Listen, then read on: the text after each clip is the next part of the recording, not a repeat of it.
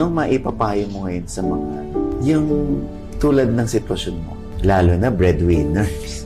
Una sa lahat, naiintindihan ko yung fear, kung mahirap. And tayo ang pinagpala ng ganito, ng sense of responsibility. Hindi natin alam kung bakit, pero may purpose ang Panginoon kung bakit tayo. Bunso ka, naging panganay ka. Middle child ka, naging panganay ka. Yung panganay nyo, naging bunso. Hindi mo alam kung bakit. Nagkagulo-gulo na ang sequence ng buhay. Pero may purpose ang Panginoon. Trust this process.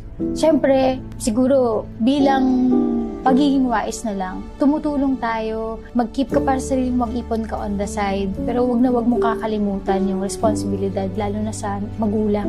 Iba talaga. Mahirap magsisi sa huli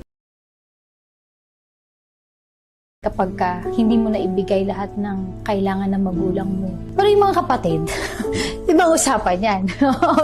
Kailangan syempre, turuan mo rin yung mga kapatid mo to be responsible, tulungan mo sila na makahanap ng trabaho, hindi sila pwede na nakadepende sa'yo lagi. Kailangan mo na bigyan din sila ng backbone. Kung bunso ka, medyo mahirap yun dahil matanda sila sa'yo. So daanin mo sa lambing, sa pagmamahal.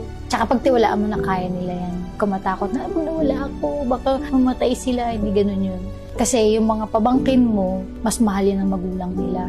Gagawin nila lahat ng makakaya nila para buhayin yan. So, kung mag-alala, kung paano ko tinrust ni God, trust mo rin yung mga kapatid mo. Help them start, but let them finish on their own para magkaroon sila ng mas malakas na pamumuhay.